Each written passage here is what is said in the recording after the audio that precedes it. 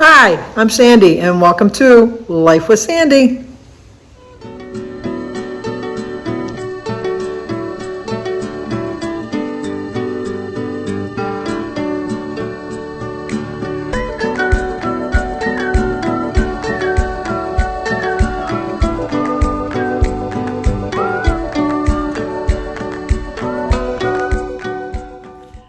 Today is May 27th, which is a Friday, and we have a birthday from yesterday. Susie Schofield's birthday was yesterday, and she didn't tell me, but she put it in the comments for the world to see that it was her birthday. So, Susie, I'm singing to you, even though it's a day late, and I'm not even going to say happy belated birthday because you didn't let me know it was your birthday.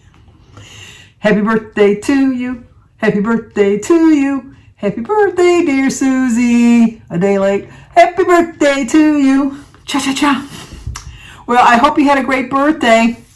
We had a great birthday yesterday. We had great birthday celebration and graduation celebrations, and it was just a good time all the way around. But we also have an anniversary. Today is Missy and Greg's anniversary, and the name of their channel is Patriots Family. So Missy and Greg, happy anniversary, happy anniversary, happy anniversary, happy anniversary, happy, happy, happy, happy, happy anniversary, happy, happy, happy, happy, happy anniversary. Well, I hope you have a great anniversary. It's going to be raining anytime soon. Now look at my shirt. Whatever. I say that a lot. My family got me this as a shirt thinking that they were making fun of me. I don't care. I do say it a lot. I know that. Whatever, and I don't know. I say that a lot too. I had a busy morning, and Mary went to the doctors and did her biopsy. They took out 3.5 liters of fluid from her abdomen. It's like, oh my gosh, 3.5 liters. That's a lot. That's like, so you can put a thought of how it is in your mind. If you go and get those big 2-liter bottles of Pepsi or Coke or whatever, pop, it's one full one, and then a half, almost another full one. That's a lot. That's a lot. So, and then she went for her other doctor, and somehow the tests from the other ones didn't cross over, and blah, blah, blah, as it always goes. And so they didn't really have too many results for her. So she's got to go next Tuesday, no, not next Tuesday, next Saturday for some kind of a scan again. She also has to do some genetic counseling. Was it counseling? Well, they want to do a genetic history. So maybe it is counseling. I don't know. But genetic testing, that was it. They want to do some genetic testing for her. She also has to get an MRI. She hasn't had an MRI yet, so she wants to do that. They want to see what's going on with her abdomen, because they're kind of concerned about her abdomen now. Obviously, the results from the biopsy today, they couldn't determine anything just yet, so it's for more extensive, so they're looking for cancer. We didn't like hearing that. What else did she have to do? I don't know, it was a long appointment. She had to be there at 9, and we got home about 2:30. So it was a long day. But we believe in the power of prayer, and prayer has helped us get this far along, and we're thankful that we have people praying for us, and we have confidence that it's going to work for us. And she's got a very good outlook. I got a little concerned at dinner last night because her hand started shaking, and then her arm, and then all of a sudden she was like freezing, and she put on a sweatshirt, and then she wrapped herself in 2 blankets, and we had to turn the fan off, and we had to close the windows because she was really cold, I guess. So we're a little concerned, and so we did forget to mention that. Well, she went in. I didn't go in with her to the doctors. She forgot to mention it to him. And then I forgot to bring it up when we were there and all that stuff. So she goes again Wednesday. My sister-in-law, Molly, came up with a good idea, which we've told her, but Molly said it too, so maybe now that she's heard it from more than one person, she'll do it. It's just to keep a little notebook, just to write her little symptoms down and things like that, especially at this point. Because when you get there, you're so overwhelmed and you don't really remember everything that you've talked about, what you want to talk about, what they said, what they didn't say. We do record, which is very nice. All of our doctors have no problem with it, which I don't understand why they would anyhow. But we record all of the visits so that we can replay it when we get back, just in case there's something that we thought we heard but we didn't really hear, or something that we heard but we didn't really listen to, that kind of stuff. So it's nice to have it, and then we just keep it in our email so that we have it for future uses, in case we ever want to go back on it to check on something. And then Kylie's all bummed because she's out of school. She was all excited about being in school, but now she doesn't go to school. Kylie loved going to school. She absolutely loved going to school. So it's kind of like going to be a long summer for her, I think. And then tomorrow, when we go to Jimmy's house, we're going to go pick up Alyssa first, and then we're going to go pick up Sophia because I have Sophia overnight tomorrow. And Sophia's never seen the house, and Alyssa wants to show off her bedroom. Not that it's just a bedroom, there's nothing in it, but she just wants to show off her house where she's going to live. So we're going to do that tomorrow. Like I said, we're not doing anything on Memorial Day. And just going to stay on plan for the weekend. I mean, especially since we're not going to be doing anything on Monday, it's all the more reason I can stay on track. Plus, it's going to be my weigh-in day. I didn't show it the other day. Was it Monday or Tuesday? I don't think one of those days I didn't show my dinner. I ended up, I had Chinese. It was very good. I can pick smarter choices, but I like the almond chicken, the boneless almond chicken, which is kind of high in points. But I think if I remember correctly, I realized I was going to have it, so I had a lighter point breakfast. So that will work. But like today, before I left, I had a hard-boiled egg and some orange juice and a banana. And then for dinner, I'm going to have my usual tuna fish sandwich. How exciting. My mother used to make these awful salmon patties. Kim over to Girl on her phone made a salmon loaf the other day, and I thought, if my mother was alive and she was watching that video, she'd have me make it for her, because my mother loved any kind of a salmon. I don't know. Like everybody says, a nice piece of salmon just tastes so good and that. And maybe I would like it, but I just have such bad memories of those awful, awful salmon patties.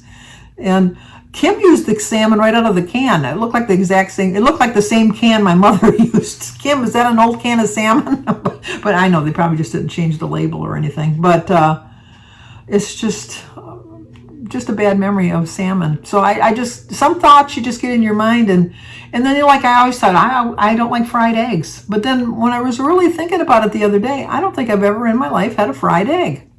That's kind of hard to believe, but I've never had a fried egg. I've had a poached egg, which I don't really like. And I think that's probably why I would think I didn't like a fried egg, is because the poached egg, the way my mother made it at least, is like when you would make the toast and you'd make the poached egg and then you put it on it and you'd bust the yolk, and then the yolk would all drip all over the toast, which I guess is what's supposed to do. To me, that's eating a raw egg. I know it's not raw, but to me, that just seems like you're eating a raw egg. So I just stick to scrambled eggs, omelets, or hard-boiled eggs. Those I know for a fact that I like, or a deviled egg. I know for a fact I like those. But, one day before I die, I'm going to try a fried egg. I really will. Jim has a fried egg every morning for breakfast. But I am going to try my bestest to get Jim to follow a plan with me starting next week.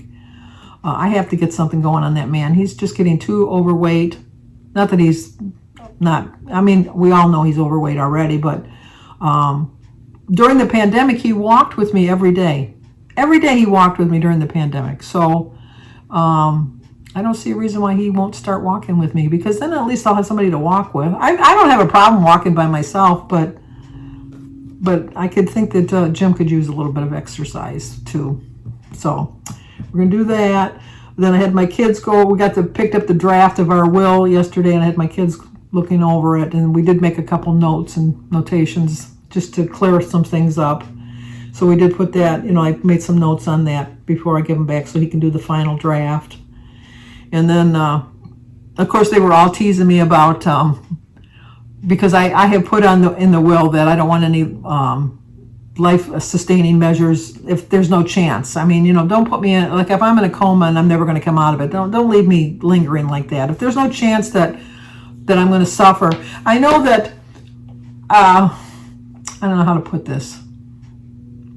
I know that it's against the sin, it's against the religion, my religion at least, to kill yourself or to end your life or anything like that. But I always go back to the belief that before we had all of this fancy machineries and all these fancy things to keep you alive, God's will was like, this is your time. Okay, go. But now with the advancement of medicine and everything and technology, sometimes we prolong that a little longer. And I really don't think that's what God intended. But then I think what God gave us the knowledge and the power to come up with these things. So it's like a vicious little circle. It's like I'm on a hamster wheel with my thought process on that. But I do believe that if I'm not capable of coming back, if it's just like you're just letting me linger on, just a shell of a body. I know I'm still alive as long as my soul is in my body. I realize that. But I don't want to live like that. So the joke was with my family, which we're morbid. I'll tell you right off, we're morbid from the beginning. My kids all said, well, you better make sure that you put in the stipulations when the doctor decides to put you on any kind of a machine before the decision is made, that they don't put the cord that we might just trip on it. So we all got to laugh out of that. But I know, we're morbid. Well, our book is called The Death Book. That'll give you a clue. That'll give you a clue with our dark humor that we have in my family. But Danny brought his new girlfriend over, and everybody was, teasing Dan, because that's what you do when you have somebody. That's what your brother and sisters do. And Danny, I don't know what he's doing with his hair, because sometimes he has it really short, and then sometimes he lets it get long. But then Jimmy's favorite movie is The Year Without a Santa Claus. Or Rudolph the Red-Nosed, well, all of those Christmas, he loves all of those Christmas movies. But the one with Herbie the dentist in it. And he kept saying that Danny's haircut that he has now, he looked like Herbie the dentist. And Jimmy started to laugh so hard that he started to cry. And we thought he was going to pass out. And I thought, oh, it was nice to see that he was just so relaxed doing that. So it was a good time last night. I tried to share as much as I could because I like to share my family with you. We had such a great time. We really had such a great time last night. It was like a long time coming. It really was. And then next Thursday, hopefully the weather's going to permit it, we're going to have our family pictures, because I had asked for my anniversary present, because I don't ever know what to get. The kids always want to get me something. We never know what we want. We've got whatever we need. We just go out and buy. So it's kind of hard to have them pick something out. But we have you've seen my memory wall in my dining room. Well, on the one wall are all of our wedding pictures. It's Jim and I, and then Aaron and Christy, and then Jimmy with Cindy, and then Danny with Shannon. Well, Jimmy's no longer with Cindy, and Danny's no longer with Shannon, but their pictures are still up there on the wall. And so it's just not nice for Samantha to come to see Cindy on the wall, or for Brooke to come and see Shannon on the wall. But then I always kept them up because it's still my grandchildren's parents. And so what I'm going to do is, I had asked for my anniversary present is to get family pictures taken. And my plan is like one picture where it's just Jim and I getting married, our wedding picture. What I want to put there is our whole family picture. And then the other 3 slots, put a picture of Christy with her family, Danny with his family, and Jimmy with his family. And then just put the other pictures in the album or something, I guess. I don't know. That's my thought. But Christy is still going to stay up on a wall somewhere because Christy's still married. So as long as she's still married, I'll find a place for her picture. But I think that David and Alyssa are old enough to know that their mom and they have their own pictures in their room anyhow. So trying to see. Oh, that's Kylie and them. It's getting really dark. Oh, Jim and I were just watching a little bit of TV when I got back, and all of a sudden we heard a dog, like really in pain, barking in pain, and then we heard another dog barking in pain, and then we heard some adult yelling, and we couldn't tell, and so we're watching Under the Banner of Heaven, and so we paused that, and then we went to look, because I said, God forbid we would be sitting here and somebody could be getting mauled by a loose dog outside, and it's a dog walker or something. And what happened was the one dog across the street had got out and was attacking some lady's dog who she was walking. And then my next door neighbor saw it, so she went out of her yard to go break it up because she knew the dog. I don't want to name names, but she went to get the dog. And then her dogs got out. So all these dogs are all going, they're all going crazy. But, and so then all of the adults were out and they were able to separate the dogs. And nobody got hurt. Nobody got hurt. None of the dogs got hurt. So that was good too. But I felt better that we at least looked, because you'd hate to see on the news, like, oh, so-and-so, blah, blah, blah. Yeah, they were right outside Sandy's house and she didn't even go. And then the reporters come, did you hear any of the noise going on? Which reminds me of a story. Is when I lived in my other house, I've told this before, we always sleep with our window open. I have I had a curtain, like a shade, but I never put it down. And we always slept on our window. Our bedroom was on the street side. Our window was high enough that, if somebody was going to try to look in, they had to like look up like that to look into my window. So it wasn't like that I had to worry about somebody coming up to the window and looking at me during the night. And I'm a very light sleeper. I am so light. And what I will do is, if I hear a noise, like I would go to bed before my kids got home, because I would hear the key coming in the door. So I would know when they were coming in. But I would identify the noise, look at the clock and see if they were past their curfew, could deal with it in the morning. I'm not getting up to deal with it tonight. Let them think they got away with something so they could get a good night's sleep. But, they'll catch the wrath of their mother in the morning for being late for their curfew. Anyway, I must have just slept really, really sound that one night, because we kind of thought there was some kind of suspicious. We had like right across the street, a really nice neighbor. And then on either side of them were like kind of elusive neighbors that you saw them once in a while, but it always seemed like something shady was going on. You never really saw them out, but you always knew something was going on, type of thing. But never bothered me. They never did anything, never really cared. So went to bed, slept sound, had my window open the whole shot. The next morning, knock on the door, some detectives wanted to know if I heard anything the night before. And I said, no, I didn't hear anything. And they said, are you sure? And I go, yeah. And they go, could you mind if we ask where your bedroom is? And I go, yeah, that's my, they pointed to the thing. And they go, and you didn't hear a thing? And I go, no, I didn't hear anything. What are you talking about? And they said, well, you see the house across the street? And I looked at the house across the street. It was completely shot out. The windows were all shot out. They had door, like they were in the process of putting wooden planks by the door and the windows. The aluminum siding you could see. He said, yeah, there was a massive shootout last night. There was a drug deal that went bad. And we were looking for witnesses to see if they could, tell us about anything that was in the vicinity. I go, I didn't hear a thing. And they went, didn't hear a thing. They didn't believe me. I wouldn't have believed me either. Anyway, it was some kind of a drug thing that went bad. And so I missed it. I missed it all. And then on the other neighbors, which I always thought were suspicious too, I was at work, and my one friend that I worked with, her name was Lucy. She worked with me too, but she wasn't working that day. And she lived across the street, but on the next block over. So not on my immediate block, and so she called me at work and she says, oh, Sandy, it's too bad you're not home today, because you'd have the prime seat. And I go, what? She said, they've closed off the block. Nobody can come on the block. The FBI are here. They're raiding your neighbor across the street. So the other house, which I said was elusive, that they raided the house, and he was arrested for embezzlement and something else, income tax evasion, all kinds of stuff. They said I could, and by the time I got home from work, it was all calmed down. Nothing was going on. Missed it all. I got to see the tape, do not cross lines around the property, but I missed that too. You snooze, you lose, or you work, you're going to miss something. But other than that, it was a really nice neighborhood. It was a really safe neighborhood. We lived there years afterwards. The new neighbors that moved in, both of the houses were very nice people. It was just really, it was a good place to live. We lived there for probably another 5 years after all of this happened. But, so it just proves it doesn't matter where you live. Crime follows you everywhere. So, but that's going to do it for now, I guess. That's the story of Sandy's life. But if you're new to my channel, please subscribe, leave a comment, hit the like button, share if you think somebody might like to see it.